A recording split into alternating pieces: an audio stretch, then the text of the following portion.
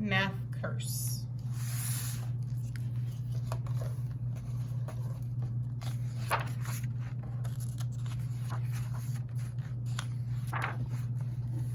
On Monday in math class, Mrs. Fibonacci said, "You know, you can think of almost everything as a math problem. On Tuesday, I start having problems." I wake up at 7:15. It takes me 10 minutes to get dressed, 15 minutes to eat my breakfast, and 1 minute to brush my teeth. Suddenly, it's a problem. If my bus leaves at 8 o'clock, will I make it on time? How many minutes in 1 hour? How many teeth in 1 mouth? I look in my closet and the problems get worse. I have 1 white shirt, 3 blue shirts, 3 striped shirts, and that 1 ugly plaid shirt that Uncle Zeno sent me. How many shirts is that altogether? How many shirts would I have if I threw away that awful plaid shirt? When will Uncle Zeno quit sending me such ugly shirts? I'm getting a little worried. Everything seems to be a problem. I take out the milk from my cereal and wonder, how many quarts in a gallon? How many pints in a quart? How many inches in a foot? How many feet in a yard? How many yards in a neighborhood? How many inches in a pint? How many feet in my shoes? I don't even bother to take out the cereal. I don't want to know how many flakes in a bowl. Mrs. Fibonacci has obviously put a math curse on me. Everything I look at or think about has become a math problem. I try to get on the bus without thinking about anything, but there are 5 kids already on the bus, 5 kids at my stop.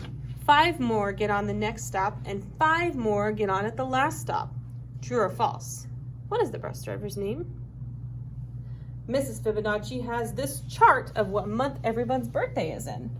Which month has the most birthdays? Which month has the fewest? Why doesn't February have a W? Do you think this chart looks sort of like a row of buildings? Do you ever look at clouds and think they look like something else? What does this ink blot look like to you?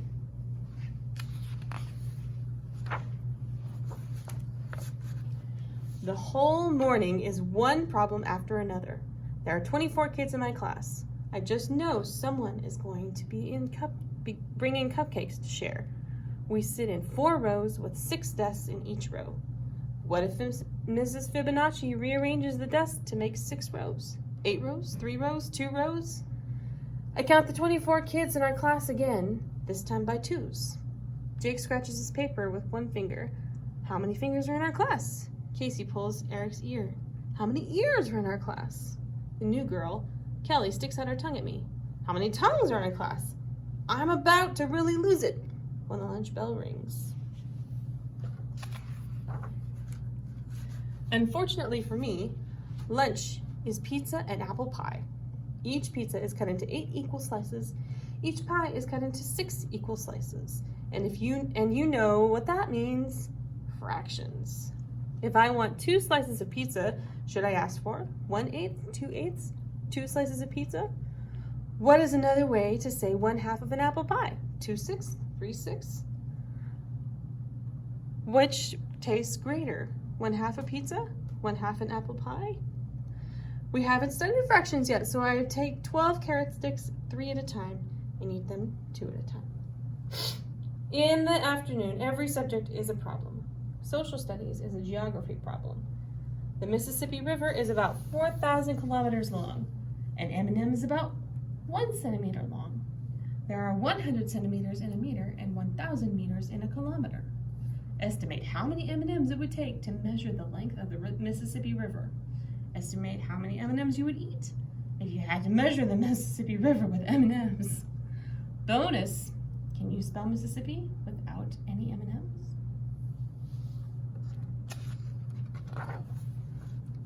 English is a word problem. If mail plus box equals mailbox, does lip minus stick equal lip? Lipstick minus stick equal lip?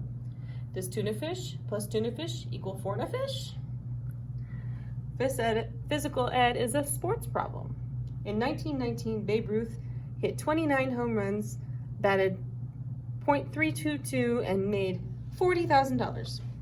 In 1991, the average Major League Baseball player hit 15 home runs, batted .275, and made $840,000.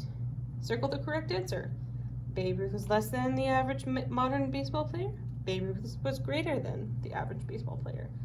Babe Ruth was equal to the average modern baseball player. In art, we finally get to relax with a connect the dot picture. Here's my picture.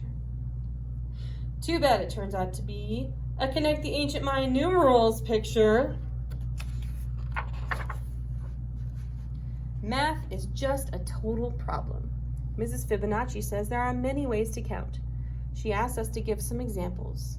Russell counts on his fingers. 1, 2, 3, 4, 5, 6, 7, 8, 9, 10. Molly says 2, 4, 6, 8. Mrs. Fibonacci says, I always count 1, 1, 2, 3, 5, 8, 13. But on the planet Tetra, kids only have 2 fingers on each hand, and they count 1, 2, 3, 10.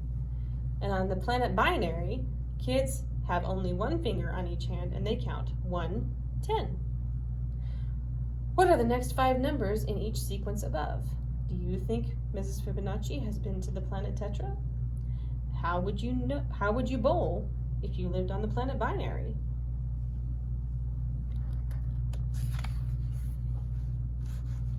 We are just about to go home when Rebecca remembers the special birthday cupcakes her mom made.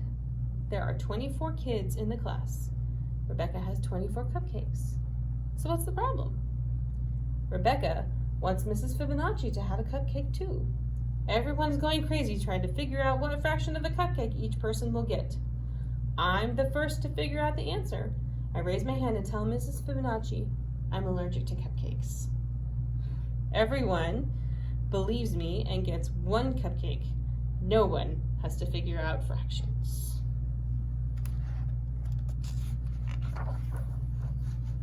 I stagger out of school. I'm a math zombie now. I have to find something to break the math curse. I decide to try chocolate. My favorite candy bar is usually 50 cents. But guess what? Today it's on sale for 50% off. Where A equals the number of letters in your first name, B equals your age, and C equals your shoe size, I decide to buy licorice instead. I pull out my money. I have a $5 bill, a $1 bill, a quarter, and a penny. George Washington is on both the quarter and the dollar bill. Abraham Lincoln is on both the penny and the $5 bill. So which is true? 1 Washington equals 25 Lincolns. 5 Washingtons equals 1 Lincoln. 1 Washington equals 100 Lincolns. 1 Lincoln equals 20 Washingtons. Don't forget to show your work. Extra credit. What do you think Thomas Jefferson feels about all of this?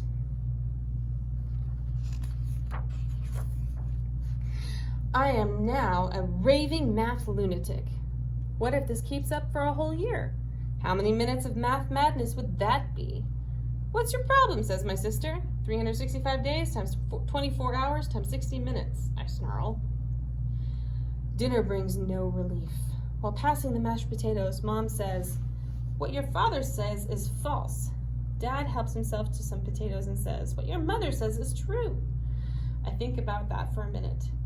If what Mom says is true and what Dad says is false, but what if Dad says is false, then what Mom says isn't true? And what if Mom says isn't true, then what Dad says isn't false? But that can't be true because he says that what Mom says is true and she says what he says is false. Can that be true? I think about that. Then I think about it some more. And then I think I better go to bed. I undo 8 buttons plus 2 shoelaces and subtract 2 shoes.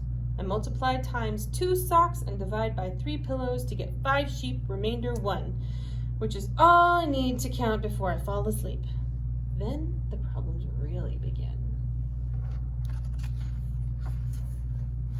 I dream I'm trapped in a room with no doors and no windows, and the room is covered with a lifetime of problems. I have only 1 piece of chalk. How do I get out?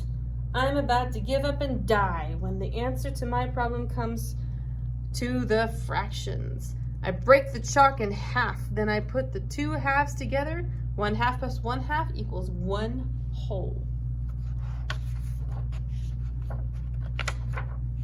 I put the hole on the wall and jump out.